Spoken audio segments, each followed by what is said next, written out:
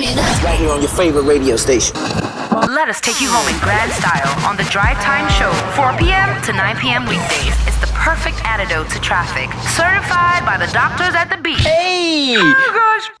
Hi, my name is Segun of the Beat 99.9 FM, and right now I am joined by the legend himself, the one and only Neyo.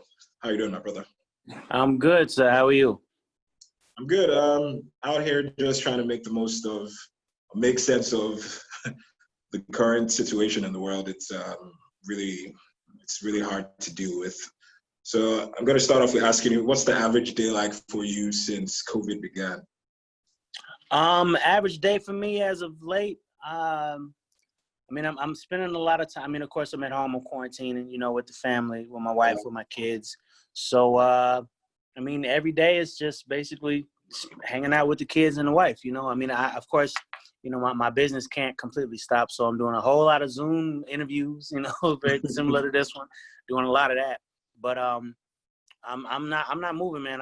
I'm waiting until the whole world is safe to move around before I start moving, because I don't grasp the concept of it being safe over here but not over there, or being safe over there but not over here. I don't understand that. If it ain't safe somewhere, it ain't safe nowhere. You know what I'm saying? This is something that's airborne.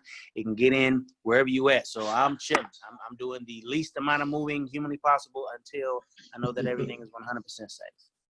All right, I can imagine, because it's pretty much the same here, but we, because we work on radio, we're pretty much essential services, so we just kind of have to do what we can.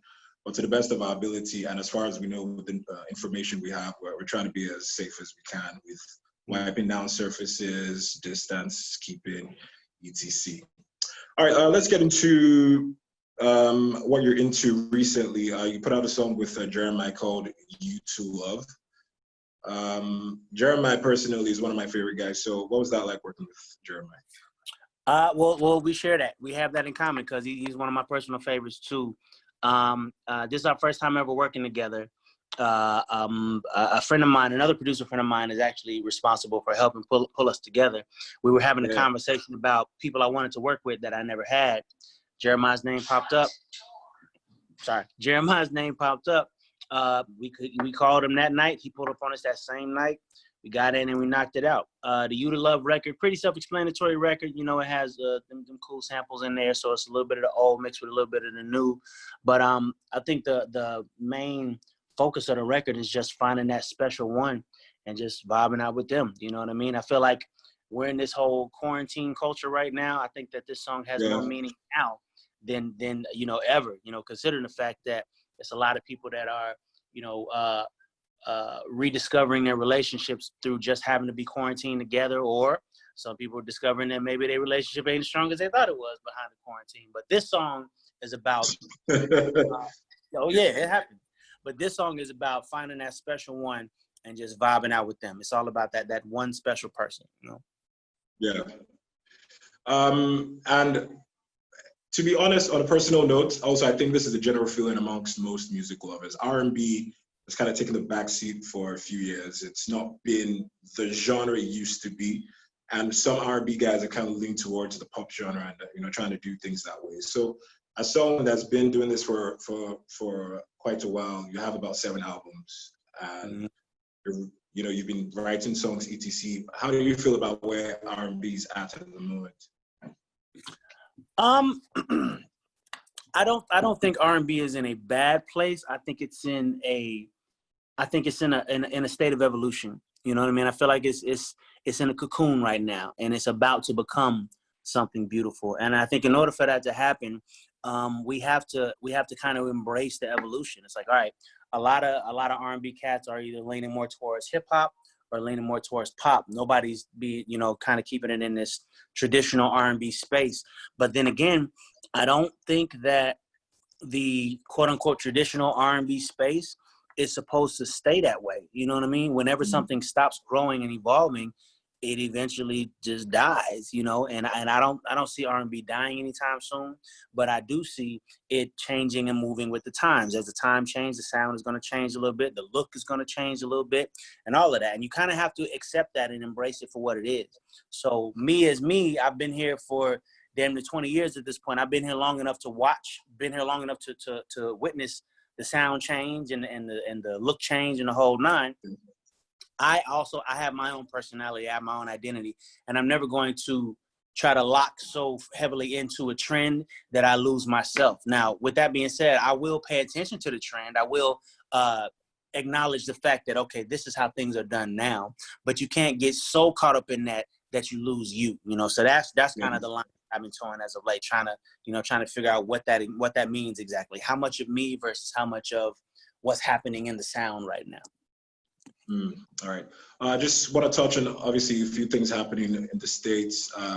George Floyd happened, and we hear, obviously, we see the videos. We know about Eric Garner and all these other guys that have unfortunately been involved in this mass police brutality and ultimately losing their lives. It's been a big issue for Americans for a long time, and obviously, you've been quite vocal about what's been going on. You were even at George Floyd's funeral. So what do you want this protest to accomplish in the end? What do you want to see? Because people are going strong. It's well over about a month since George Floyd passed away. But then we're seeing more and more protests. People are not relenting, taking out statues, etc.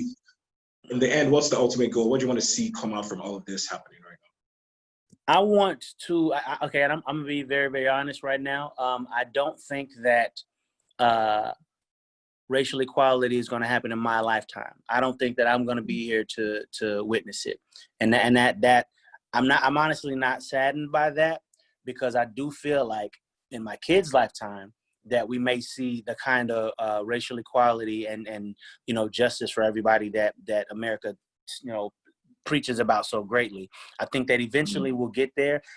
It's unfortunate that George Floyd's passing had to be the spark that lit the flame that created the little bit of change that we're seeing right now.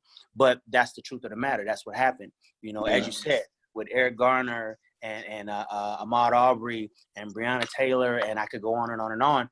This George Floyd was not the first. He wasn't the first man to fall victim to police brutality. He wasn't the first man to fall victim to police brutality and lose his life on film. He wasn't the first, but there was something different about it this time. This time it was now us as Black people, we're at a point where we're tired of being the murder of another Black person being a trending topic every week. Like we're fed up, So then when George Floyd happened, it was like the straw that broke the camel's back. And now, people said, all right, they're not listening to us any other way. We got to take to the streets. And they've been in the streets. And as you can see, change is happening. Now, the changing laws over here. We got all 50 states and 19 countries all protesting at the same time behind Black Lives Matter. Like that's change. That's something we've never, ever seen before. So we have to pay attention to the fact that there is change happening. Again, it's slow, but it's moving a little quicker than it ever has. We have to pay attention to that. So I'm hopeful. I'm hopeful for real change. I'm hopeful for real racial equality. I just don't know if it's gonna happen at this time. I would like it to be. You know what I mean? Quick one. I see, people are talking about, what are Black celebrities doing to help, put the message out there.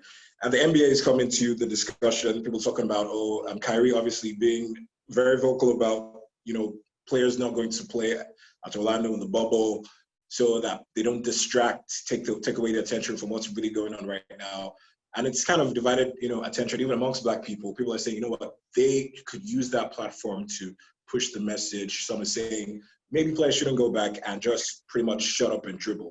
So what are your thoughts on this? What do you think about what's going on? I don't think that it's wise to open back up the NBA, the MLB, the NFL, any of that until we get a better hold on this whole COVID thing. It's still an issue. Now, mind you, we forgot about it for a second once the protest started, but after things calmed down a little bit to where we could get back into the numbers, we saw that the numbers in cases rose dramatically. We saw that there was a lot of new cases of COVID. And that's just the reality of right now. I don't think that it's wise or safe to do any of that stuff until we get a tighter grasp on getting this COVID thing out of the way. And then as far as that distracting from the message, I think that that's exactly what they want. I think they want people to go back to quote unquote normal.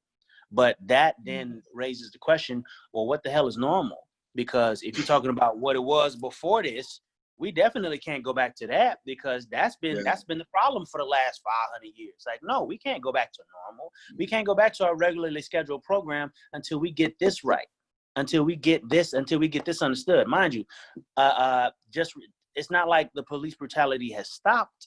We just recently had an unarmed black man killed by police here in Atlanta. Just recently. Now they were a bit more speedy about getting the officers involved, arrested. But again, even in the case of George Floyd, no convictions have been made. You know what I'm saying? One of them cats was just recently seen in a store somewhere buying Oreos because he got out on bail. This is one of the 4 men responsible for this man's murder, and he's free. He's free right now. You know what I mean? So no, we can't go back to the regularly scheduled program. Not yet. We still got a whole lot more work to do. Yeah. Breonna Taylor's killers are still walking around. Yeah, that is. I try to wrap my head around the details surrounding her death, and it really doesn't make any sense to me. And the fact that, despite what's going on, we still have a few cases. Rayshard Brooks happened, like you said, and a few other cases here and there, people being hung, etc. So it's going to take a while, but hopefully we get to see some change soon enough. Let's go back to what you're up to. World of Dance, you're a judge on there with J-Lo and Derek. How's that going? It's going great, man. So season 4, we are well into season 4. I think last Tuesday's episode was either the end of the qualifiers or the beginning of the duels. I personally didn't get a chance to watch it when I deal with my kids. But season is going really well, man. People are really happy about what they're seeing. World of Dance is just one of them shows that makes you feel good, man. And like, just considering what's going on right now, we need it. We need, those instances. Yeah, we need those instances where we can just, inhale, exhale, and smile about something right quick. And World of Dance is definitely one of those things. It's a show that, it's about dance and dancers, but you don't have to be a fan of dance. You don't have to know anything about dance to enjoy this show, because above all of that, it's about people. It's about people with dreams and aspirations, and people willing to fight tooth and nail to make those dreams come true. And that's human as hell. That's everybody. That's not just dancers. That's not just entertainers. That's all of us. So I think that if you haven't seen the show yet, you should definitely check it out. We're on NBC on Tuesday nights. And yeah, man, it's a quality thing. Definitely so. All right, sounds good. Because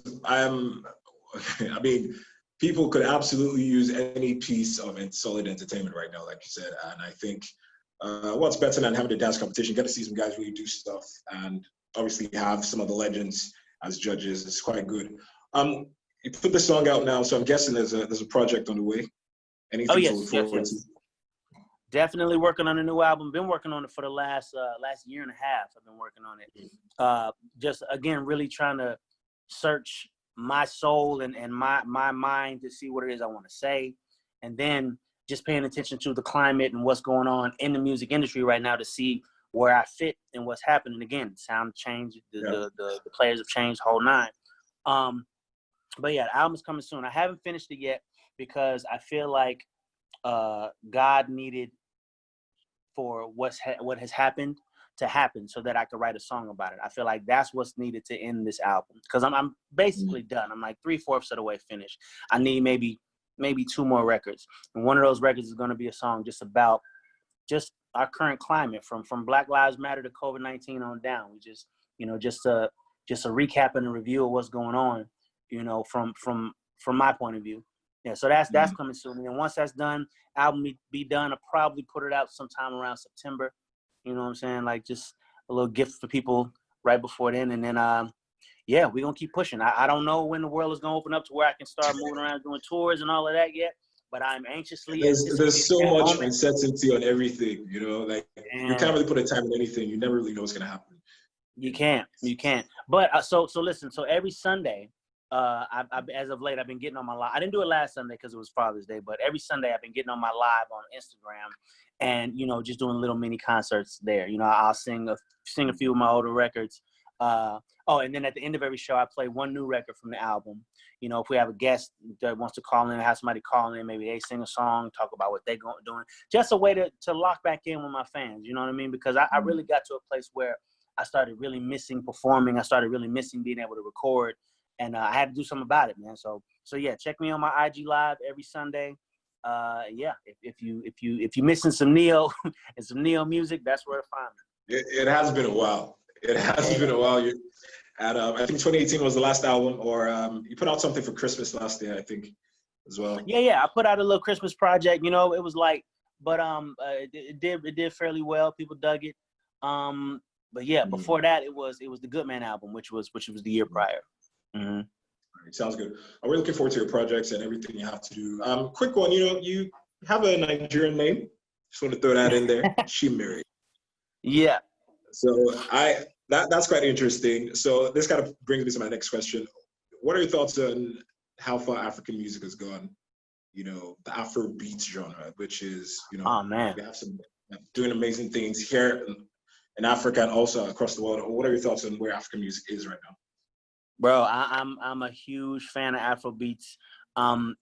It kind of has a vibe that doesn't require a lot of thought. You know what I mean? Like it turns on and you feel good. You know, women can't help but move in ways that we enjoy. You know what I mean? It's just one of those things that creates just creates a positive energy when you turn it on. You know what I mean? So I'm a huge fan of Afro beats. I'm loving where it's going. I'm loving you know, the new artists that are emerging from it. You know, I'm a huge fan of Burna Boy. That's one of my personal favorites. You know, shout out to that cat. Shout out to Davio and all them dudes. Afro B and all them cats. Like, they're doing big things, man. I'm proud of them. I'm proud of them because I've been moving around Africa a little while before, you know, the movement really took off here in the States.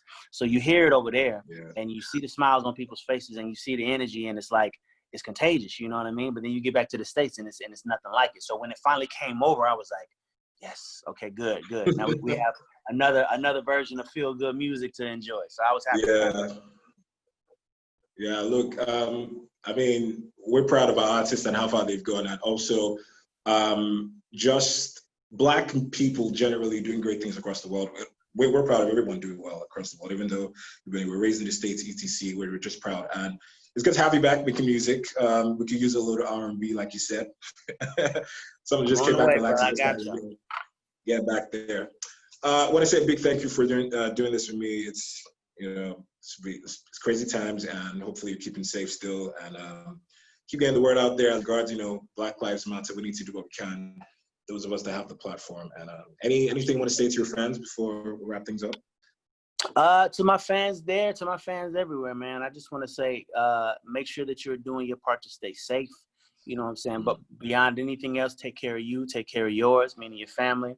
To my protesters, the people that are out there still on the front line, still keeping that pressure on, my heart and my prayers go out to you. You know what I'm saying?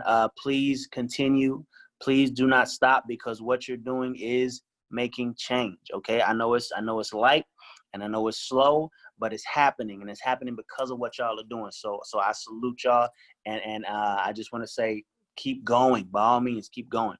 To all my fans out there, thank y'all for rocking with me as long as y'all have. I appreciate that love. And as long as it's breath in my lungs, I'm gonna keep trying to. Oh, this guy. As long as it's there we go. Trying to. There we go.